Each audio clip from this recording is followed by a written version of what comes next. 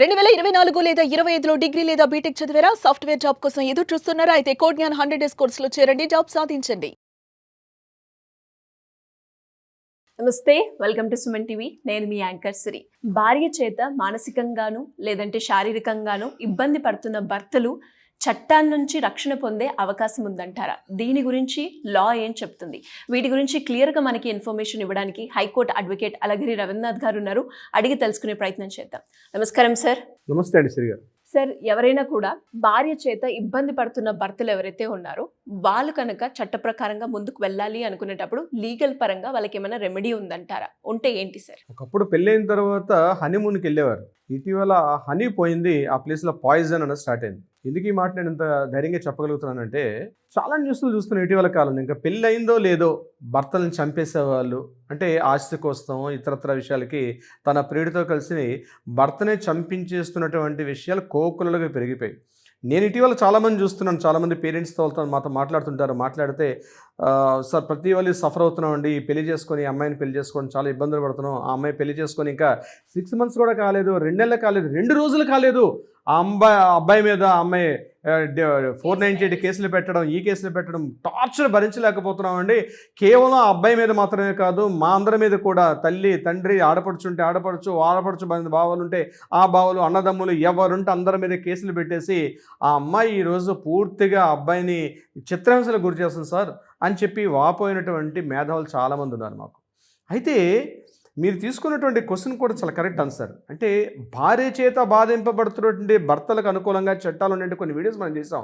కానీ చట్టాలు, ఆ సెక్షన్స్ అవి మాట్లాడుకోవడానికన్నా ముందు కొన్ని ప్రికాషన్స్ పాటించాలి. ఈ విషయం చెప్పుకోవడానికి కొంతమంది భర్తలు ఇబ్బంది పడతారు. నేను భార్య వాళ్ళు ఇబ్బంది పడుతున్నాను, నన్ను ఇంటికి వెళ్తే కొడుతోంది, నన్ను ఇంటికి వెళ్తే తిడుతోంది, నన్ను అబ్యూజ్ లాంగ్వేజ్ తిడుతోంది, నన్ను మానసికంగా, శారీరకంగా, ఆర్థికంగా, సామాజికంగా ఇబ్బందులకు గురి చేస్తుంది అని చెప్పుకోవడానికి చాలామంది మగమహారాజులు ఇబ్బందులు పడుతుంటారు. కానీ నేను ఒకటే చెప్తాను, ఈ వీడియో ద్వారా నేను ఒక 5 పాయింట్లు చెప్పే ప్రయత్నం చేస్తాను. ఎవరైనా భార్య చేత బాధింపబడుతూ ఉంటే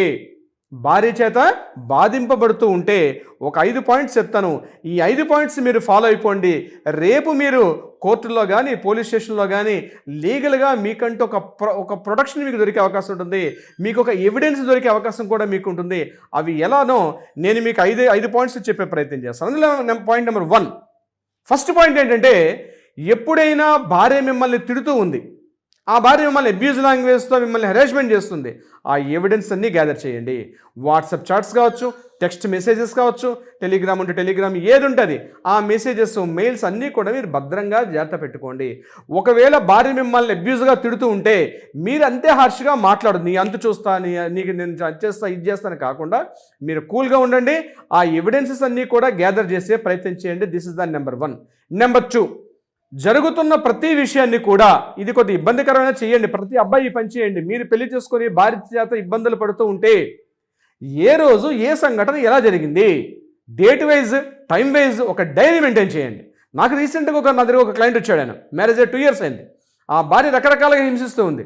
ఆయన పెళ్లి రోజు నుంచి నా దగ్గరికి ఆయన టచ్ చేసే రోజు వరకు కూడా మొత్తం ఎంటైర్ హిస్టరీ ఒక డైరీ విత్ టైం లైన్తో సహా ఆయన మెన్షన్ చేసి తీసుకొచ్చాడు.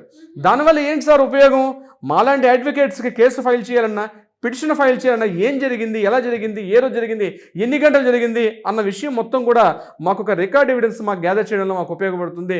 రేపు ఆ అమ్మాయి మీ మీద 498 డీవీసీ ఇతరత్ర కేసులు మీ మీద పెట్టే సందర్భంలో. నెంబర్ 3 పాయింట్, ఎప్పుడైతే మీ భార్య మిమ్మల్ని గట్టిగా చీవాట్లు పెడుతూ, తిడుతూ, అబ్యూస్గా మిమ్మల్ని ఇంట్లో ఒక రకం ఒక పైశాచికంగా, ఒక పూనకం వచ్చినట్టుగా ఇంట్లో పరిస్థితి ఉండేటప్పుడు ఇమీడియట్గా మీ దగ్గర బంధువులకు కానీ, లేదా మీ ఫాదరు, మీ మదరు, మీ సిస్టరు, మీ బ్రదర్ ఎవరికైనా కాల్ ఆన్ చేసి ఆ జరుగుతున్న సంఘటనని వినిపించే ప్రయత్నం చేయండి, లేదా చూపించే ప్రయత్నం చేయండి. ఎందుకని ఈ మాట చెప్తున్నా అంటే, రేపు కోర్టులో మనకి ఎవిడెన్స్ వచ్చేటప్పుడు first hearing evidence, first I witness evidence కూడా మనకి వీళ్ళు మాట్లాడుకునే అవకాశం ఉంటుంది. వాళ్ళు ఏ రోజు ఏం జరిగింది, వాళ్ళని క్రాస్ ఎగ్జామినేషన్ చేసిన డెఫినెట్గా జరిగిన సంఘటనే కళ్ళకు కట్టినట్టుగా చెప్పే ప్రయత్నం చేస్తారు. కాబట్టి ఆ రకంగా కూడా 3rd పాయింట్ అని చెప్పాను, ఆ రకంగా చేయండి. ఇక 4th పాయింట్, ఇది చాలా క్రూషియల్ ఇంపార్టెంట్, ప్రతి ఒక్కరు గుర్తుపెట్టుకోవాలి. ప్రతి పోలీస్ స్టేషన్లో, మీ దగ్గర ఉన్న పోలీస్ స్టేషన్కి వెళ్ళండి. పోలీస్ స్టేషన్కి వెళ్ళి మీరు కంప్లైంట్ చేయండి. ఎఫ్ఐఆర్ విషయం నేను చెప్పట్లా. భార్య మిమ్మల్ని తిడుతూ ఉంది, అబ్యూస్గా తిడుతూ ఉంది, ఫైనాన్షియల్గా కొడుతోంది, ఇంట్లో ఒక రకం భయానక వాతావరణాన్ని సృష్టిస్తుంది. అటువంటి సందర్భంలో మీరు చేయాల్సిన అంటే దగ్గరలో ఉన్న పోలీస్ స్టేషన్కి రండి. పోలీస్ స్టేషన్లో అక్కడ స్టేషన్ హౌస్ SHO దగ్గరికి మీరు డైరెక్ట్గా వెళ్ళకపోయినా పర్వాలేదు, అక్కడ డ్యూటీ ఆఫీస్ ఉంటారు. డ్యూటీ ఆఫీసర్ దగ్గర ఒక రిజిస్టర్డ్ బుక్ ఉంటుంది. దాన్ని GD అంటారు, జనరల్ డైరీ అంటారు. పోలీస్ స్టేషన్లో డ్యూటీ ఏంటంటే ప్రతి ఇన్ఫర్మేషన్, పోలీస్ స్టేషన్కి ఏ ఇన్ఫర్మేషన్ వచ్చినా ఫస్ట్ GDలో ఎంట్రీ చేస్తారు. దాన్ని జనరల్ డైరీ రిపోర్ట్ అంటారు. జనరల్ డైరీలో ప్రతి ఇన్ఫర్మేషన్ని మీరు అందులో వాళ్ళు రికార్డ్ చేస్తారు. దానికి మీరు ఏం చేయాల్సిందా ఏంటి, జస్ట్ ఒక షార్ట్ కట్ ఫామ్లో ఒక చిన్న కంప్లైంట్ రాసిచ్చి అక్కడ డ్యూటీ ఆఫీసర్కి మీరు ప్రజెంట్ చేసి, సార్ జనరల్ డైరీ ఎంటర్ చేయండి, నేను FIR చేయడం లేదు, మరి చెప్పడం లేదు, మా ఇంట్లో ఈ రకమైన ఇష్యూ జరుగుతోంది, ఒకసారి జస్ట్ ఇన్ఫార్మ్ చేద్దామని వచ్చాను సార్, అంత తీవ్రత లేదు, ఈ రకంగా జరుగుతుంది, మీరు GDలో ఎంట్రీ చేయండి అని చెప్పి మీరు రిక్వెస్ట్ చేయండి. GD ఎంట్రీలో ఎంటర్ చేస్తారు, అక్కడ అక్నాలజ్మెంట్ ఇస్తారు, GD ఎంట్రీ నెంబర్ కూడా ఉంటుంది. తప్పనిసరిగా GD ఎంట్రీ నెంబర్ తీసుకొని మీరు అక్కడి నుంచి బయటకు వచ్చేయచ్చు. అది FIR మాత్రం కాదు. GD అంటే జస్ట్ ఫర్ ఇన్ఫర్మేషన్, ఒక జనరల్ డైరీలో మీకు నోట్ చేస్తారు అది. ఇక last and final 5th point, మరీ పాశవికంగా ఉంది, మరి కొట్టి తిట్టి మిమ్మల్ని రక్తస్రావానికి వచ్చేట్టుగా మిమ్మల్ని మ్యాన్ హ్యాండ్లింగ్ చేస్తూ కొట్టి, లేకపోతే మీ బంధువుల్ని, మీ ఫాదర్ని, మీ పేరెంట్స్ని కూడా ఇన్వాల్వ్ చేసి తీవ్రంగా ఉండేటప్పుడు నామోషి పడకండి, ధైర్యంగా అడుగులు వేసుకుంటూ పోలీస్ స్టేషన్కి వెళ్ళండి. అప్పుడు FIR కంప్లైంట్ చేయమని చెప్పండి. అప్పుడు FIR కంప్లైంట్ చేస్తారు, పోలీసులు అమ్మాయిని కూడా పిలుస్తారు, ఎవిడెన్స్ అన్నీ తీసుకుని వెళ్ళే ప్రయత్నం చేయండి. అప్పుడు FIR నమోదవుతుంది. ఈ 5 పాయింట్స్లో ఇప్పుడు నేను చెప్పే ఈ 5 పాయింట్స్ కూడా రేపు మీకు 498 మీ మీద ఏం చేస్తారంటే గొడవంతా వాలే చేసి మీ మీద కేసు పెట్టే ప్రయత్నం చేస్తారు. అటువంటి సందర్భాల్లో మీ దగ్గర ఎవిడెన్స్ కూడా స్ట్రాంగ్ పెట్టుకోవడం చాలా ఇంపార్టెంట్.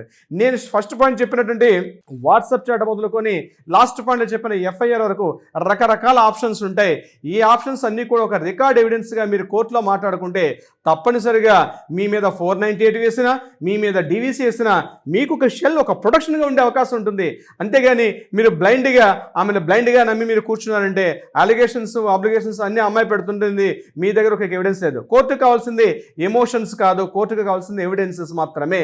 ఆడవాళ్ళు చెప్పే నమ్మే కోర్టు, మగవాళ్ళకి జెండర్ ఈక్వాలిటీ అనుకుంటాం, కానీ చాలా సందర్భాల్లో ఇప్పుడు సెక్షన్స్ కొన్ని కేసులు మాత్రం జెండర్ ఈక్వాలిటీ కొంత తక్కువనే నేను చెప్తాను విషయానికి. సో అందుకని ఈ 5 పాయింట్లు ప్రతి ఒక్క వ్యక్తి గుర్తుపెట్టుకోండి. ఈ 5 ఎవిడెన్స్తో దగ్గరగా ఉన్న అడ్వకేట్ని తక్షణమే సంప్రదించమని నా యొక్క రిక్వెస్ట్ సిరి గారు. డెఫినెట్గా సార్. మరి అలా ఎవరైనా కూడా మిమ్మల్ని అప్రోచ్ అవ్వాలి అనుకుంటే ఏ విధంగా ఉంటుందంటారు ప్రొసీజర్? తప్పనిసరిగా సిరి గారు ఇప్పుడు నేను చెప్పాను కదా, దీనికి సంబంధించి మీకు ఏదైనా సలహా సంప్రదింపులు కావాలంటే కింద స్క్రోల్ అవుతుంది, మనని కాంటాక్ట్ చేయండి.